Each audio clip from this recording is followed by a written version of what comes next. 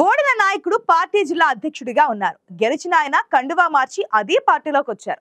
దీంతో ఒకే వరలో రెండు కత్తులున్నట్లే ఉంది భద్రాచలం కాంగ్రెస్ లో సీన్. ఎమ్మెల్యే చేరికను జీర్ణించుకోలేకపోతున్నారు మాజీ ఎమ్మెల్యే. నీకు నీవే నాకు నేనేనంటూ ఎమ్మెల్యేని దూరం పెడుతున్నారు. దీంతో అక్కడ కొత్త సమస్య మొదలైంది అధికార పార్టీకి. ఆ ఇద్దరి మధ్య అసలేంటి గోలా?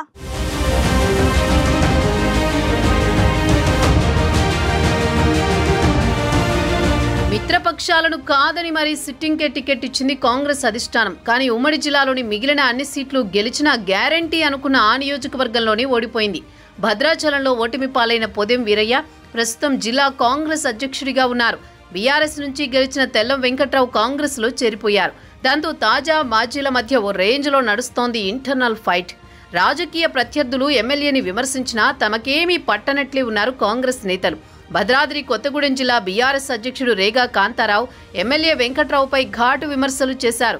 అయినా భద్రాచలం కాంగ్రెస్ నేతలెవరూ ఎమ్మెల్యేకు మద్దతుగా నిలవలేదు. పార్టీ పరంగా అధికార పదవులలో ఉన్నవారిలో ఎక్కువ మంది డీసీసీ అధ్యక్షుడు పొదెం వీరయ్య అనుచరులు కావడం తెల్లం వెంకట్రావుకు సహకరించడం లేదని ఎమ్మెల్యే వర్గం భావిస్తోంది.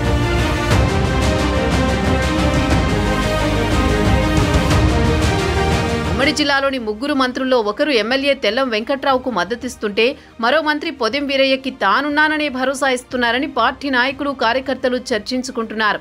భద్రాచలం నియోజకవర్గంలో ఎమ్మెల్యే వర్గం మాజీ ఎమ్మెల్యే వర్గంగా కాంగ్రెస్ పార్టీ చీలినట్లు స్పష్టంగా కనిపిస్తోంది.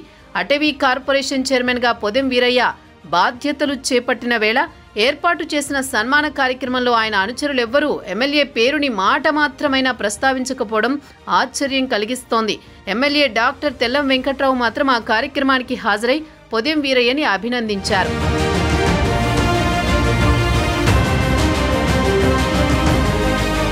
కాంగ్రెస్ పార్టీలో చేరినప్పటి నుంచి సఖ్యత కోసం ఎమ్మెల్యే తెల్లం వెంకట్రావు ప్రయత్నిస్తున్నా డీసీసీ అధ్యక్షుడు దూరం పెడుతున్నారని పార్టీ శ్రేణుల్లో చర్చ నడుస్తోంది.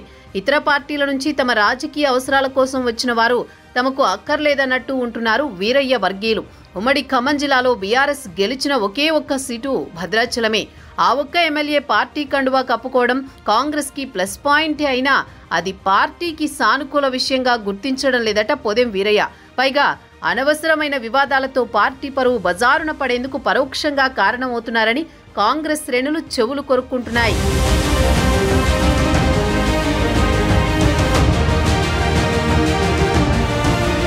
పొదెం వీరయ్య ఎమ్మెల్యేగా ఉన్నప్పుడు ఆయనతో కలిసి నడిచిన నాయకులు ఇప్పుడు ఎక్కడన్న చర్చ భద్రాచలం వ్యాప్తంగా జరుగుతోంది. ఒకప్పుడు ఆయన కోసం తామెంతో చేశామని ఇప్పుడు ఆయన తమను దూరంగా ఉంచారని ఆవేదన వ్యక్తం చేస్తున్నారు. అసెంబ్లీ ఎన్నికల్లో తన ఓటమికి సొంత నేతల వెన్నుపోటే కారణమని అనుమానిస్తున్నారు పొదెం వీరయ్య. అందుకే ఎన్నికల తర్వాత ఆయన కొత్త వర్గాన్ని ఏర్పాటు చేసుకోగా అప్పటిదాకా ఆయనతో ఉన్నవారు కాంగ్రెస్ పార్టీలోనే కొనసాగుతూ ఎమ్మెల్యేకి మాజీ ఎమ్మెల్యేకి దూరంగా ఉంటున్నారు.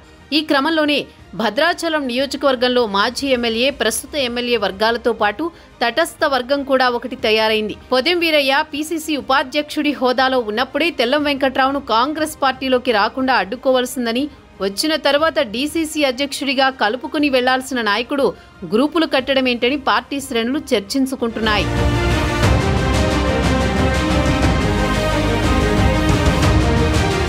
బీఆర్ఎస్ నుంచి గెలిచిన తెల్లం వెంకట్రావు ఇప్పుడు కాంగ్రెస్ ఎమ్మెల్యే.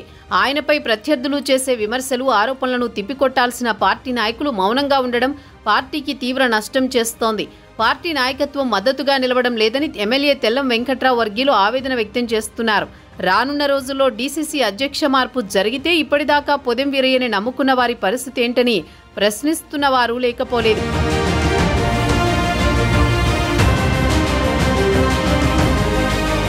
భద్రాచలంలో కాంగ్రెస్ పార్టీ బతికి బట్టగట్టాలంటే నేతల మధ్య సమన్వయానికి ప్రయత్నించాలని, వెంటనే దిద్దుబాటు చర్యలు చేపట్టాలని పార్టీ క్యాడర్ కోరుకుంటోంది.